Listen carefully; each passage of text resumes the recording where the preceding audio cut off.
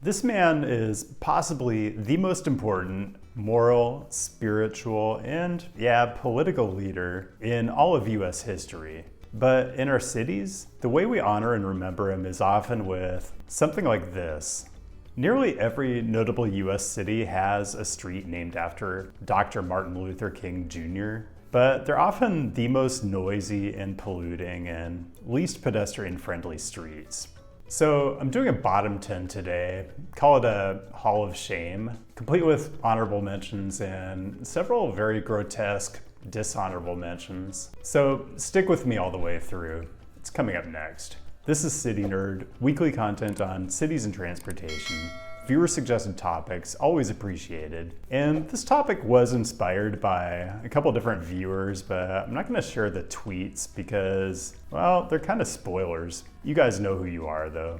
Okay, let me address this right off the bat because as a white guy YouTuber, there are all kinds of ways I can get this wrong, particularly given my penchant for sarcasm and general irreverence. Like, my most prudent choice here would be to simply not make a video about a black man who you could definitely argue is the single most important figure in our nation's history. I'm kind of voluntarily walking into a minefield here, and it's not as if I don't realize that anything related to black history isn't really my story to tell. But I gotta be honest, being a white person and not talking about race because you want to avoid conflict is also very bad, maybe worse in my opinion. Okay, let me make the connection to this channel's usual themes. The point of this video is, by the end of the 20th century, nearly every major city had named some sort of public building or bridge or park after Dr. King, but most often, it seems, cities chose to name a street after him, and the street that was selected is often what we call a stroad. An urban street that functions almost as more of a highway with all the hostility to people walking, biking, and taking transit that a highway suggests. As far as how I evaluated things for this list, I wanted to make some sort of grand argument about stroads being contrary to everything Dr. King believed in, but that would be pretty presumptuous and probably more idiotic than I want to be today. Instead, I'll just say he probably wouldn't be impressed by the fact that black people just out walking are more than twice as likely to get killed by drivers as white people are. So when the very types of streets that tend to be responsible for the most senseless death, disproportionately affecting black people, are named for a man who championed civil rights and nonviolent direct action, well, it's just not a good look.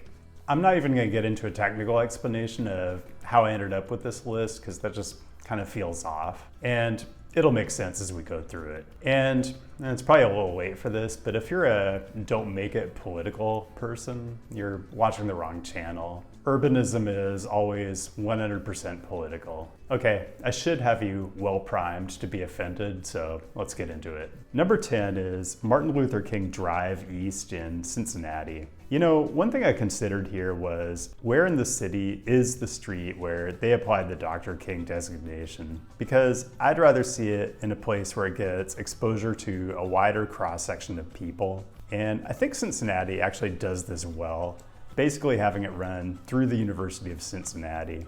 It's just that it's like a 7-lane street. I don't even think you should have 5-lane streets in cities, so that by itself puts Cincinnati on this list. Number 9 is, well, East 600 South, because they have very strange street naming conventions in Salt Lake City.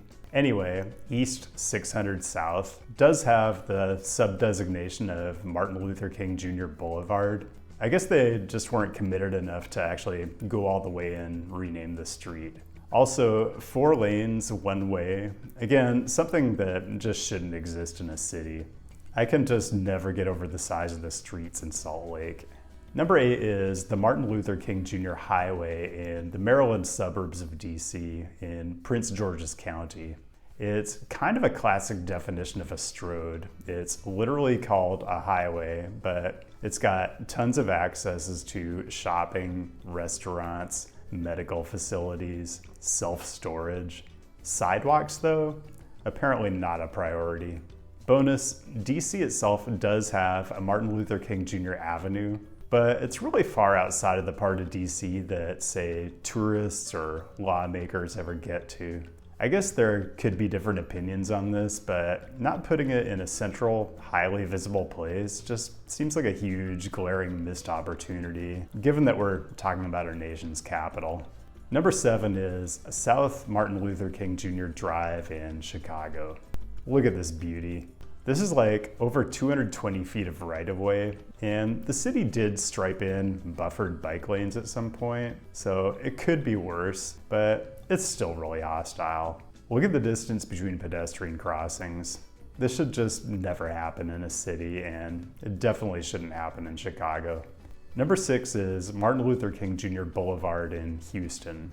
Pretty hostile street cross-section, definitely not aesthetically pleasing. It just doesn't feel like it's a fitting piece of infrastructure to bear the name of a man who literally gave his life to make this a more just nation.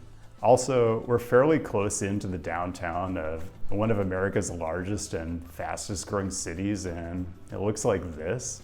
I just mean, where's all the stuff?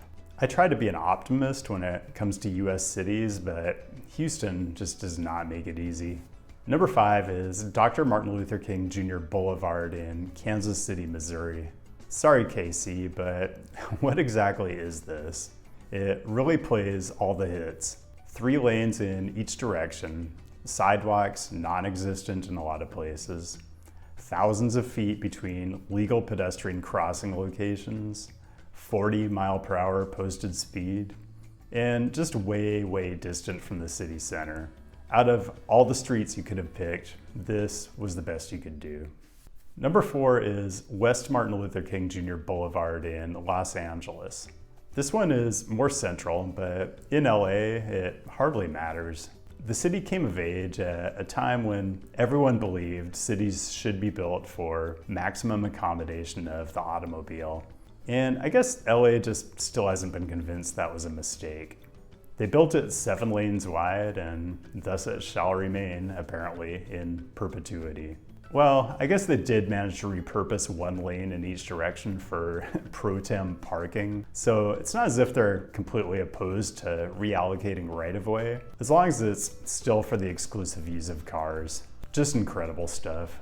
Number 3 is Martin Luther King Boulevard in Riverside, California. A lot of these cities leave out the doctor, but it seems like Riverside even ran out of room for the junior. Borderline disrespectful. Anyway, this one's another 7-lane masterpiece.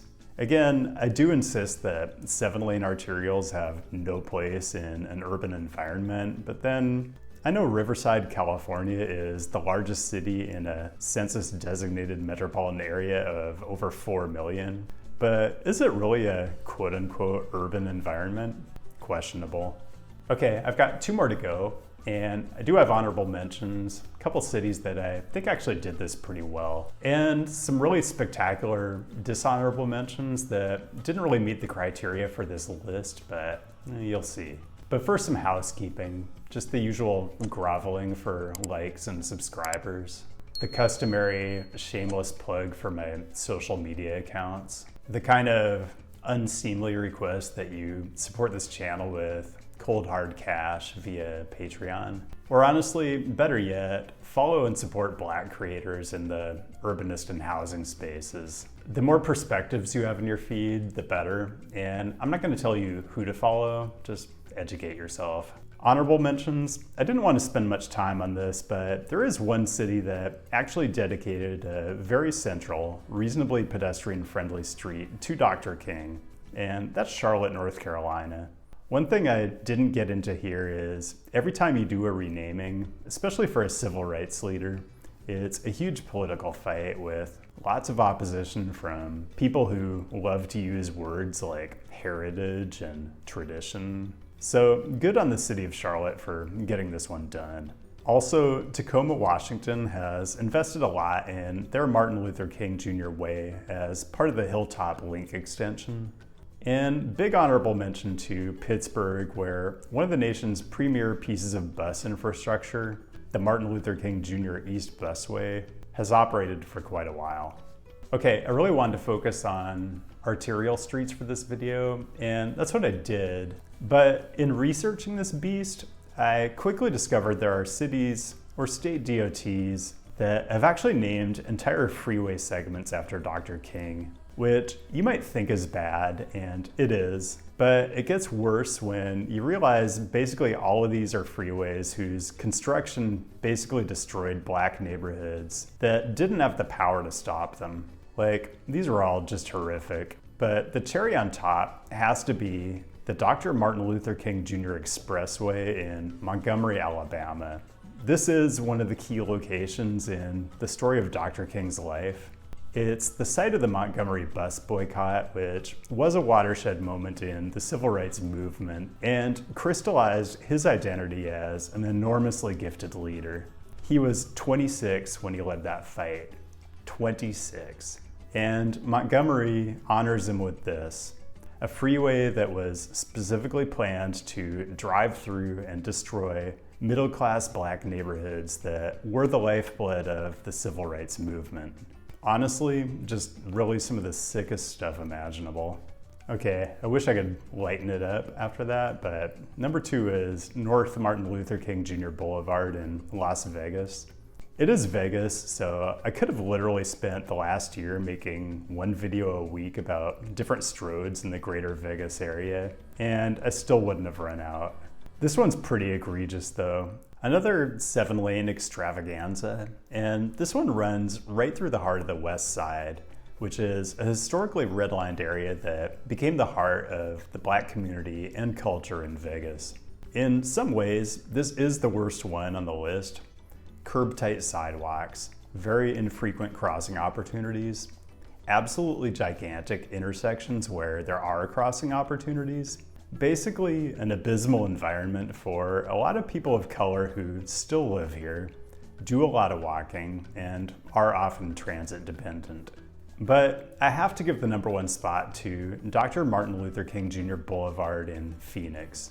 Can I just digress for a minute? You might have noticed that nearly all of these are called boulevards, which I always thought of as a term for kind of a lovely, verdant thoroughfare with a tree-lined median, which practically none of these is.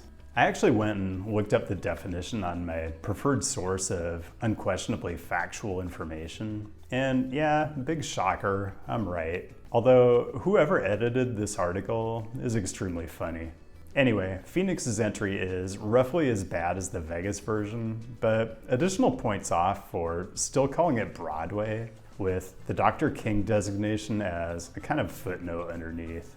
I guess you wouldn't want to offend anyone by just, calling it Dr. Martin Luther King Jr. Boulevard. After all, this is the state that held out until 1992 before they made Martin Luther King Jr. Day a state holiday. Just phenomenal work, Arizona. Okay, this was really icky, maybe even cringy, but you know what? It should be. This is my last shoot overseas. Basically, my 3 months are up and the EU is completely done with me. I know I've been thanking the patrons for helping me fund this trip. It's not quite accurate. The trip itself is cheap. The Airbnbs cost less than my monthly rent at home. The living expenses are way less. It was more the expense of putting all my crap in storage and then just all the transaction costs. You all know what I'm talking about. Moving is just awful. Anyway, I'll be doing some traveling in the US for the remainder of the year, so maybe I'll see you out there. Until then, keep the great topic suggestions coming. I'll be back with a new episode next week, and I'll see you then.